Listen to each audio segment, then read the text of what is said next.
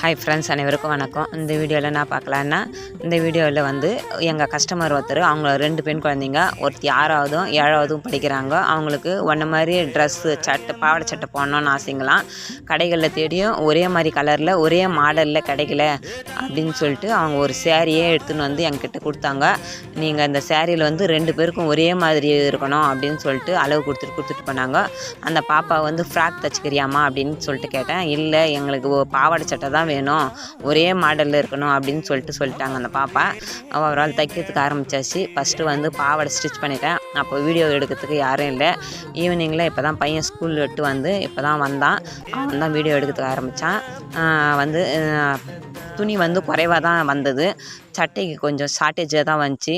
பாவாடை எடுத்துகிட்டு பிறகு சட்டைக்கு குறைவாக தான் வந்துச்சு. அந்த ஹைட்டு மேனேஜ் பண்ணுறதுக்கு தான் அந்த கீழே வந்து ஃபில்ட்டு வச்சு ரெடி பண்ணியிருந்தேன். பாருங்கள் எவ்வளோ அழகாக வந்திருக்குதுன்ட்டு. சூப்பராக இருக்குது. என்ன தான் மாடல் ட்ரெஸ்ஸுங்க வந்தாலுமே வந்து நம்ம தமிழ்நாடு கலாச்சாரமான பாவாடை சட்டையை அச்சிக்கவே முடியாது. சூப்பராக இருக்குது. கஸ்டமரும் வந்து ரொம்ப சந்தோஷப்பட்டாங்க. அழகாக இருக்குது, சூப்பராக இருக்குது அப்படின்னு சொல்லிட்டு, நல்லா ரெடி பண்ணியிருக்கிறீங்கம்மா அப்படின்னு சொல்லிட்டு போனாங்க. சூப்பராகவே இருக்குது. எனக்கு ரொம்ப பிடிச்சிருக்குது. பாவாடை சட்டைன்னா எனக்கு ரொம்ப பிடிக்கும். அது அழகாகவே வந்திருக்குது. செம்மையாக இருக்குது. பாருங்கள். இந்த வீடியோஸ் பிடிச்சிருந்தால் லைக் பண்ணுங்கள், ஷேர் பண்ணுங்கள், கமெண்ட் பண்ணுங்கள். Thank you friends. வாழ்க வளமுடன்.